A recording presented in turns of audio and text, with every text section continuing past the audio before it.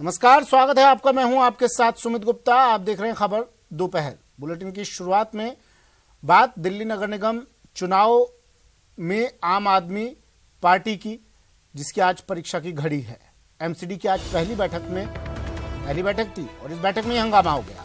दिल्ली नगर निगम mayor चुनाव को सदन में हंगामा जारी है। चुनाव को लेकर सदन में हंगामा जारी है। भारतीय जनता पार्टी और आम आदमी पार्टी के पार्षदों के बीच धक्का मुक्की हुई, हाथापाई तक नौबत पहुंच गई। फिलहाल शपथ दिलाने की प्रक्रिया को रोक दिया गया है। ये तस्वीरें देखिए, उस वक्त की तस्वीरें जब ये आपस में ही पार्षद भिड़ गए, जूतम पैजार हो गए। इसी बैठक में एकीकृत दिल्ली नगर निगम के पहले मेयर और डिप्टी मेयर के चुनाव होने हैं। वहीं कांग्रेस ने बड़ी घोषणा करते हुए कहा कि वो इस चुनाव में हिस्सा नहीं लेगी। ये तस्वीरें किसी दंगल के मैदान की नहीं, अखाड़े की नहीं है। ये तस्वीरें हैं नगर निगम की, जहां पर हमारे कई माननीय बैठते हैं, जहां पर जिन्हें जनप्रतिनिधियों को चुनकर भेजा जाता है वो बैठते हैं, जो जनता का प्रतिनिधित्व करते हैं, क्षेत्र के विकास की रीति नीति निर्धारित करते हैं। ये वही जगह है। लेकिन ये जंगल आज दंगल के रूप में नजर आ रही थी। पार्षद आपस में ही जूतम पैजार करते हुए नजर आ रहे थे। भाई, जो चुने हुए पार्षद हैं, शपथ उनकी होती है पहले, नॉमिनेटेड मेंबर की बाद में शपथ होती है। यही मांग की हमारे पार्षदों ने कि भाई जो चुन के आए हुए हैं, जिनको जनता ने चुन के भेजा है, उनकी शपथ पहले कराइए आप, जो हमेशा से परंपरा रही है। इसका मकसद क्या है मालूम है आपको? ये नॉमिनेटेड, जिनको एक वोट जनता ने नहीं दिया, उन नॉमिनेटेड पार्षदों का वोट कराना चाहते हैं मेयर और डिप्टी मेयर में, जबकि नियमता ये पूरी तरीके से गलत है, कानूनी रूप से भी, संवैधानिक रूप से भी और एमसीडी के नियमों के हिसाब से भी। इस पूरी चुनाव प्रक्रिया को माखौल बनाना चाहते हैं, इसका गला दबाना चाहते हैं लोग। अगर आज बीजेपी के पार्षदों ने, हम सब ने वहां पे सबको अगर संयमित नहीं किया होता, धैर्य से काम नहीं लिया होता, तो आज सदन में बहुत खराब स्वरूप देखने को मिलता। क्यों डर है भाई? आम आदमी पार्टी को डर किस बात का है? क्या नैतिक रूप से आम आदमी पार्टी हार चुकी है? क्या उनको समझ में आ गया है कि वो उनके जो पार्षद है उनका साथ नहीं देंगे? किस बात का डर है? क्यों हंगामा है? सदन की व्यवस्था सदन के आज आयुक्त के अनुसार चलेगी, और जब मेयर चुन लिया जाएगा तो मेयर अपने हिसाब से चलाएंगे। तो आज मेयर चुनने के पहले ही, शपथ दिलाने के पहले ही इस तरह का हंगामा, ये निश्चित रूप से दिखाता है कि आम आदमी पार्टी नैतिक रूप से हार चुकी है। और एक और बड़ी खबर आ रही है, शिक्षक भर्ती पेपर लीक मामले से जुड़ी बड़ी खबर। मुख्य आरोपी के कोचिंग सेंटर प्रवर्तन टीम पहुंची है। जेडीयू की प्रवर्तन टीम पहुंची है कोचिंग सेंटर गोपालपुरा बाईपास पर। ये टीम पहुंची है। मुख्य नियंत्रक प्रवर्तन रघुवीर सैनी के नेतृत्व में टीम गोपालपुरा पहुंची है। तस्वीरें, एक्सक्लूसिव तस्वीरें टीवी स्क्रीन पर। अधिगम के नाम से यहां पर कोचिंग सेंटर चल रहा है। मामले के मुख्य आरोपी सेंटर का संचालक है। टीम को अनियमितताओं की यहां शिकायत मिली थी। अवैध निर्माण, आवास में व्यवसायिक गतिविधि की जांच और अन्य पहलुओं के लिहाज से भी टीम जांच कर रही है। जांच के बाद प्रवर्तन टीम कार्रवाई करेगी।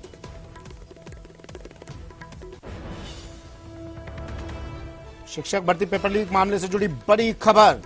मुख्य आरोपी के कोचिंग सेंटर अब प्रवर्तन दस्ता पहुंच गया है, प्रवर्तन टीम पहुंच गई है। रोशन मेरे सहयोगी हमारे साथ सीधा जुड़ गए हैं जयपुर से। रोशन, कहां तक पहुंची कार्रवाई?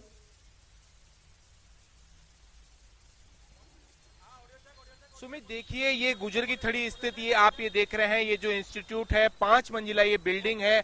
आप इन तस्वीरों के अंदर देख सकते हैं, यहाँ पर जेडीए की जो प्रवर्तन टीम है यहाँ पर पहुंची है और यहाँ पर बारीकी से यहाँ पर निरीक्षण किया जा रहा है कि किस तरीके से ये यहाँ पर जो अवैध जो बिल्डिंग है, इसमें यहाँ पर इंस्टीट्यूट का यहाँ पर संचालन हो रहा था। जो खुद जो प्रवर्तन शाखा के जो मुखिया है, मुख्य नियंत्रक प्रवर्तन रघुवीर सैनी यहाँ पर मौजूद है।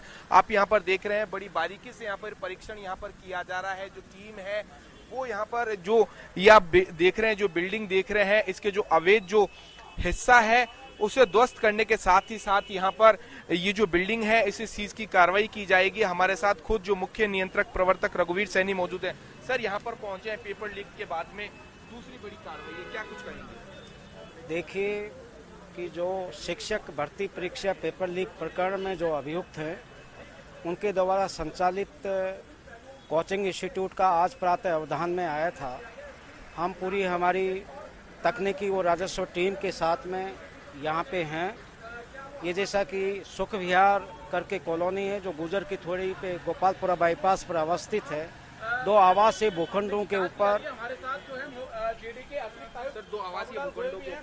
दो आवासीय भूखंडों के ऊपर अवैध रूप से संयुक्त करके और कॉमर्शियल बिल्डिंग बना रखी है। रोड सीमा में और बिल्डिंग बायलॉज का ये उल्लंघन है, उसको चिन्हित कर रही है हमारी टीमें। पूर्णता के साथ में जो प्रवर्तन संबंधी उल्लंघन है उनको चिन्हित करके नोटिस दे के और परीक्षण करके विधि सम्मत कार्रवाई पूर्णता के साथ प्रभावी ढंग से सुनिश्चित। पेपर लीक से जुड़े हुए सर ये जो कह सकते हैं कि सर ये जो अपराधी हैं सर उनके और भी इंस्टीट्यूट है, आप गहनता से सर इस इलाके के अंदर सर्च करवा रहे हैं, उमंग इंस्टीट्यूट। देखिए, हम संबंधित जो जांच एजेंसी है और राजस्थान पुलिस के संबंधित अधिकारी हैं उनके संपर्क में हैं। अवधान में आने पे विधि सम्मत कार्रवाई करेंगे। तो देखिए, ये थे हमारे साथ जो मुख्य नियंत्रक प्रवर्तक रघुवीर सैनी। इन्होंने कहा है कि जो विधि सम्मत यहाँ पर कार्रवाई की जाएगी, इस वजह से कार्रवाई की गई है या फिर इस कोचिंग सेंटर में कुछ अनियमितताएं पाई गई हैं, इस वजह से कार्रवाई की जा रही है? देखिए, गवर्नमेंट स्पष्ट मैसेज देना चाहती है कि इस तरीके के जो पेपर लीक मामले के अंदर जो आरोपी हैं उन्हें किसी भी तरीके से नहीं बख्शा जाएगा। जेडीए प्रवर्तन शाखा को इस अवैध बिल्डिंग को लेकर शिकायत मिली थी, उसके बाद में जैसे ही रघुवीर सैनी बता रहे थे कि जैसे ही मामला ध्यान में आया उसके बाद में आज इसका बारीकी से यहाँ पर परीक्षण यहाँ पर करवाया गया। और उसके बाद में ये जो बिल्डिंग देख रहे हैं 5 मंजिला जो बिल्डिंग है, जैसा कि बताया गया है कि 2 भूखंडों को मिलाकर यहाँ पर जो आवासीय जो भूखंड था उसके ऊपर ये बिल्डिंग यहाँ पर बनाई गई थी। जैसे ही ध्यान में आता है इस बिल्डिंग के ऊपर यहाँ पर कार्रवाई यहाँ पर की जा रही है। बताया जा रहा है कि इस बिल्डिंग का जो 50% हिस्सा है वो जेडीए बिल्डिंग बायलॉज की यहाँ पर अवहेलना करते हुए यहाँ पर बनाया गया है। इसी के तहत यहाँ पर कार्रवाई की जा रही है। आप यहाँ पर देख रहे हैं बड़ी संख्या में यहाँ पर जो जेडीए की यहाँ पर जो प्रवर्तन जो टीम है वो यहाँ पर मौजूद है। यहाँ पर ये जो बिल्डिंग है इसके अवैध हिस्से को हटाने के साथ ही साथ में यहाँ पर संभवतः कोशिश यहाँ पर की जा रही है कि यहाँ पर ये जो बिल्डिंग है इसे भी सीज कर दिया जाए। ये जो बिल्डिंग है गुजर की थड़ी जो गोपालपुरा बाईपास का ये जो इलाका है यहाँ पर ये स्थित है। और यहाँ पर जो पूरी जो प्रवर्तन टीम कहें या फिर जो जोन की जो टीम है वो यहाँ पर तमाम यहाँ पर जोन उपायुक्त से लेकर जो प्रवर्तन शाखा के जो तमाम अधिकारी हैं वो यहाँ पर मौजूद हैं। और यहाँ पर ये चिन्हीकरण यहाँ पर किया जा रहा है कि यहाँ पर ये जो अवैध हिस्सा है जिसके ऊपर कार्रवाई करने के लिए यहाँ पर खुद जो मुख्य नियंत्रक प्रवर्तक रघुवीर सैनी वो यहाँ पर पहुंचे हैं। और कुछ ही देर में यहाँ पर जो नोटिस देने की जो प्रक्रिया है वो यहाँ पर की जाएगी। उसके बाद में यहाँ पर जो बिल्डिंग को सीज किया जाता है। ठीक है, फिर सवाल तो ये उठता है ना रोशन कि जिस वक्त ये बिल्डिंग बनी, अगर नियमों को ताक पर रखकर ये बिल्डिंग बनाई गई, अवैध निर्माण है ये, तो जिस वक्त ये बिल्डिंग बनी उस वक्त पर कौन कौन जिम्मेदार अधिकारी थी, किसकी निगरानी में ये बिल्डिंग बन गई, पता भी नहीं चला? रातों रात बिल्डिंग खड़ी हो गई क्या? कार्रवाई क्या उन पर भी की जाएगी, एक्शन उन पर भी लिया जाएगा? सुमित बिल्कुल सुमित ये बड़ा सवाल होता है। गोपालपुरा का इलाका है, जो मास्टर प्लान है, जोनल प्लान है, उसमें ये जो रोड है, सेक्टर रोड है, इसकी जो चौड़ाई वो बढ़ाई गई है। ऐसे में यहाँ पर ये जो बिल्डिंग बताई जा रही है करीबन 10 से 12 साल पुरानी है। ये जो जोनल प्लान जो बना है 2018 में बना है। ऐसे में जो बिल्डिंग पुरानी बनी हुई है, जो यहाँ पर अब जिस तरीके से जो जमीन का जो यहाँ पर जो ये रोड है इसका जो अलाइनमेंट जो होता है वो ये बताया जा रहा है कि 20 फीट अंदर तक यहाँ पर ये जो आप आगे का हिस्सा देख रहे हैं, रैंप वगैरह जो हिस्सा देख रहे हैं, ये फ्रंट सेटबैक के अंदर आता है। ऐसे में यहाँ पर इसको हटाने के साथ साथ में आप ये जो देख रहे हैं 5 मंजिला ये जो बिल्डिंग है इसे भी यहाँ पर जो अवैध हिस्से को हटाया जाएगा। और साथ ही साथ में ये जो यहाँ पर जो बिल्डिंग है उसे यहाँ पर सीज की जाएगी। तो सुमित, कुल मिलाकर जो जयपुर विकास प्राधिकरण एक मैसेज देना चाहता है गवर्नमेंट की ओर से, इस तरीके के जो पूरे मामले के अंदर जो लिप्त है उन लोगों को किसी भी तरीके से यहाँ पर बख्शा नहीं जाएगा। सवाल पूछ रहा हूँ रोशन, आपसे संक्षिप्त में जवाब दीजिएगा। ये जो हाईवे है, ये जो सड़क है गोपालपुरा मोड़ की, यहाँ पर एक नहीं सैकड़ों हजारों की तादाद में कोचिंग संचालित होते हैं। क्या अब इस कार्रवाई के बाद उन तमाम कोचिंग सेंटर्स की बिल्डिंग्स पर नजर डाली जाएगी या सिर्फ इस कार्रवाई के बाद इतिश्री कर ली जाएगी? जी बिल्कुल, जी बिल्कुल, जैसा कि अभी जो प्रवर्तन जो शाखा है आसपास में और भी ऐसे जो इंस्टीट्यूट है, बड़ी ये बात यहाँ पर है कि जो कोचिंग संचालक है उनके और भी इंस्टीट्यूट में यहाँ पर शेयर बता रहे हैं, पार्टनरशिप यहाँ पर बताए जा रहे हैं। तो उन इंस्टीट्यूटों को भी चिन्हित कर उनके ऊपर भी जो यहाँ पर जो जेडीए की टीम यहाँ पर जो कार्रवाई करने की यहाँ पर योजना बना रही है। यहाँ पर तकरीबन जेडीए प्रवर्तन जो शाखा का बड़ी भारी यहाँ पर संख्या में यहाँ पर जाब्ता मौजूद है। आप यहाँ पर खुद देख सकते हैं, यहाँ पर जो जोन की टीम है वो यहाँ पर मौजूद है। कोशिश यहाँ पर की जा रही है। शुक्रिया रोशन, तमाम जानकारी के लिए, तस्वीरें दिखाने के लिए। रोशन मेरे सहयोगी जयपुर से जुड़े मुख्य आरोपी, जो पेपर लीक का मुख्य आरोपी था, उसके कोचिंग सेंटर पहुंचे, अब प्रवर्तन दस्ता पहुंचा है और कोचिंग सेंटर पर पहुंचकर अब जांच की जा रही है, क्योंकि बताया जा रहा है अवैध निर्माण है इस कोचिंग का भी। अब इसकी जांच की जा रही है, टीम यहां पर हर एक पहलू को खंगाल रही है। बढ़ते अगली खबर की और बात कंझावला कांड की, जिसमें समझ नहीं आ रहा कि निधि का रोल क्या है। अंजलि की सहेली निधि की पहेली क्या है? वो सिर्फ चश्मदीद है या फिर किसी साजिश का हिस्सा? अंजलि के परिवार ने क्यों निधि को आरोपी बताया है? इसे समझने के लिए देखिए हमारी ये रिपोर्ट।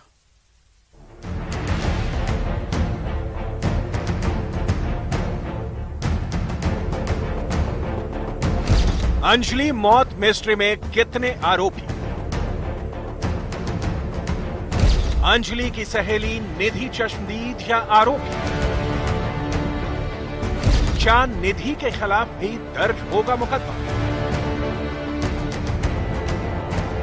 अंजलि की दर्दनाक मौत मिस्ट्री में उसकी सहेली और खुद को चश्मदीद बताने वाली निधि की पहेली क्या है?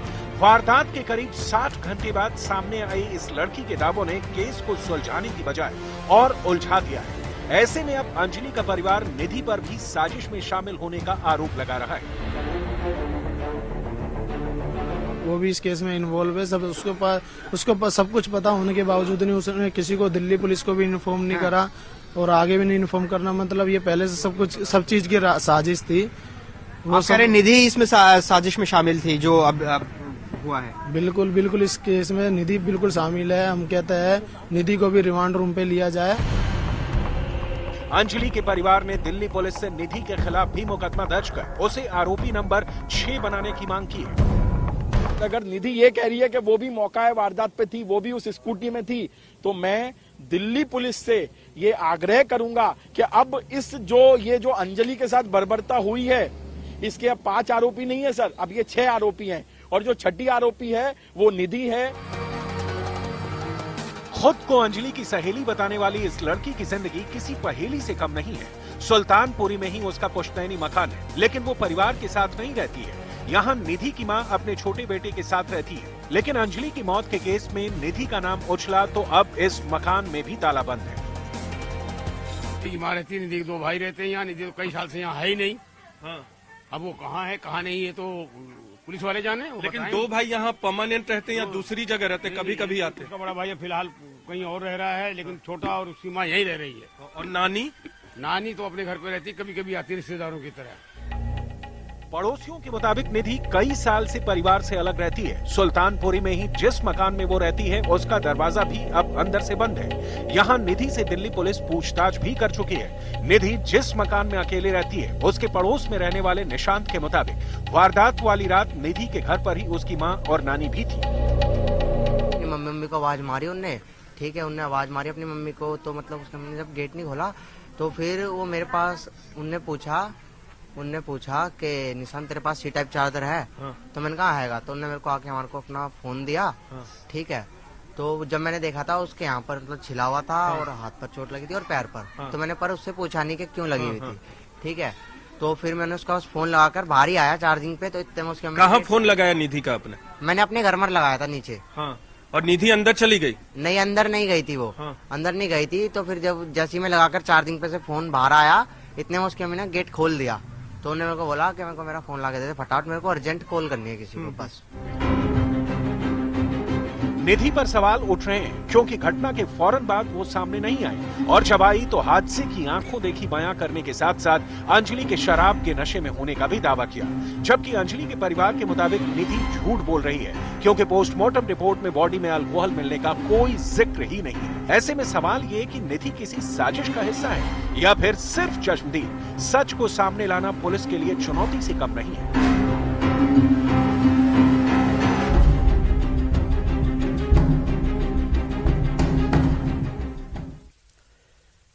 सरकार ने टीआरएफ पर प्रतिबंध लगा दिया है। केंद्रीय गृह मंत्रालय की अधिसूचना में कहा गया है कि टीआरएफ यानी द रेजिस्टेंस फ्रंट आतंकवादी गतिविधियों को आगे बढ़ाने, आतंकवादियों की भर्ती, आतंकवादियों की घुसपैठ और पाकिस्तान से जम्मू कश्मीर में हथियारों और मादक पदार्थों की तस्करी के लिए ऑनलाइन युवाओं की भर्ती कर रहा है।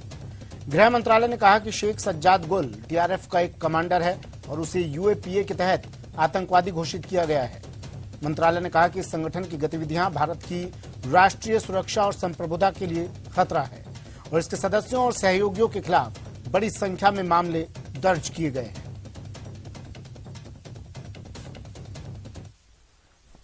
सरकार ने टीआरएफ को बैन किया है, जो एलईटी की एक प्रॉक्सी है और एलईटी का एक एक्सटेंशन है। उन्हें इस बैन के पीछे मकसद है क्योंकि ये बहुत बड़े पैमाने पर टेररिस्ट एक्टिविटीज में इंडल्ज कर रहे थे और जो देश की सॉवरेनिटी और सिक्योरिटी के लिए हानिकारक था। ये ग्रुप जो है 2019 में खड़ा हुआ और बहुत बड़े पैमाने पर ये ऑनलाइन रिक्रूटमेंट कर रहे थे यूथ की, जिसके द्वारा वो टेररिस्ट एक्टिविटीज को सारा बढ़ावा दे रहे थे, इन्फिल्ट्रेशन की मदद कर रहे थे और साथ ही साथ वेपन्स और ड्रग्स जो है पाकिस्तान से उनके लिए भी हर प्रकार की मदद कर रहे थे।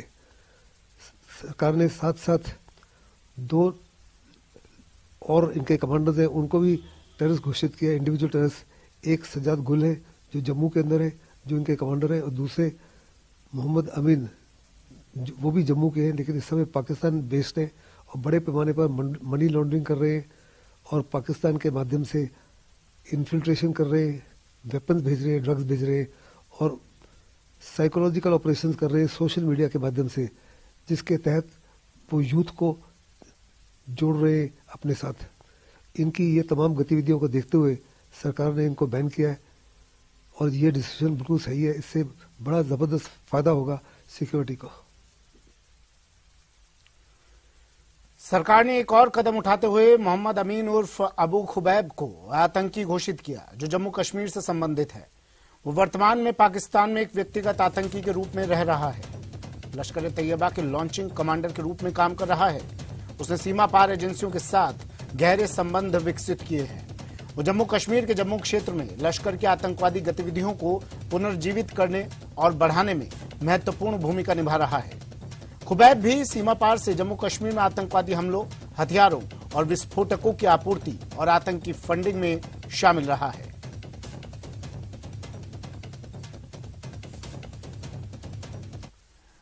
नेशनल इन्वेस्टिगेशन एजेंसी ने आतंकवादी संगठन इस्लामिक स्टेट के 2 कथित सक्रिय सदस्यों को गुरुवार को कर्नाटक से गिरफ्तार किया। एनआईए को यह सफलता आईएसआईएस की देश में गतिविधियों को बढ़ाने की साजिश के संबंध में राज्य के 6 ठिकानों पर मारे गए छापों के दौरान मिली। एनआईए के प्रवक्ता ने बताया कि उडुपी जिले के रेशान ताजुद्दीन शेख और शिवमोगा जिले के हुजैर फरहान बेग को कर्नाटक में 6 ठिकानों की छापेमारी के दौरान गिरफ्तार किया गया है।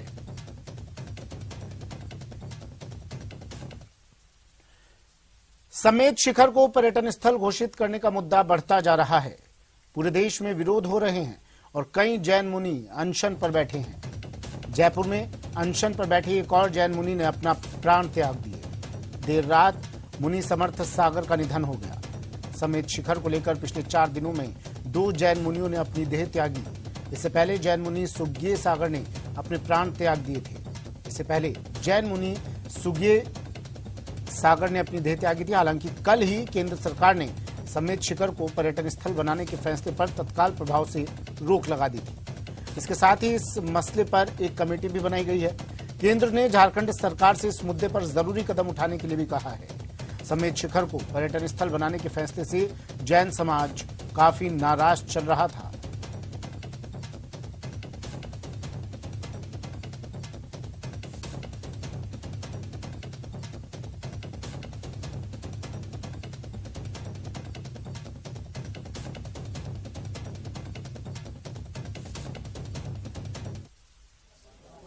All over India are protesting against the Jharkhand government's order of converting Samet Shikharji Hills which is located in Jharkhand state, into a tourist spot.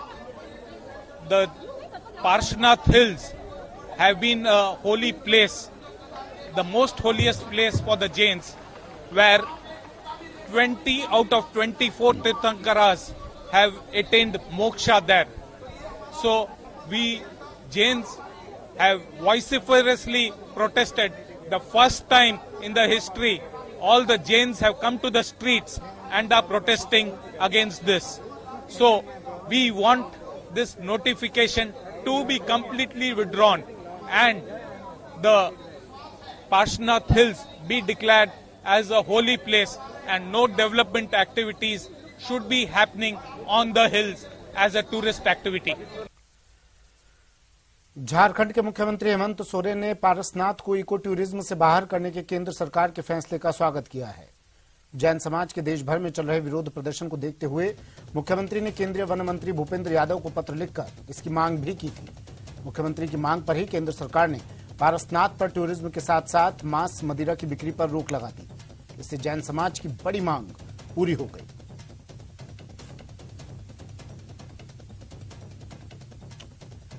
मुख्यमंत्री ने केंद्र सरकार को पत्र लिखा था और अब हेमंत सोरेन ने इस फैसले का स्वागत किया था और इसके बाद केंद्र सरकार को पत्र लिखा गया था। पत्र की कॉपी भी आपको दिखा रहे हैं। समेत शिखर इको सेंसिटिव जोन से बाहर होगा।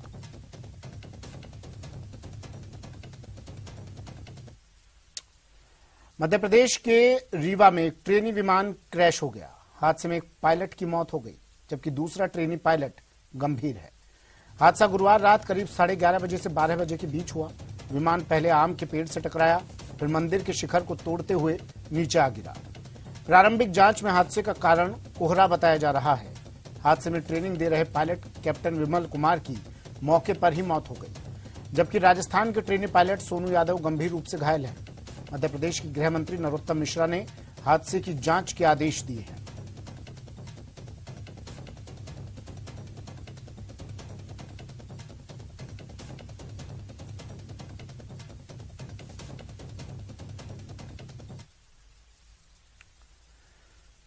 और बढ़ते हैं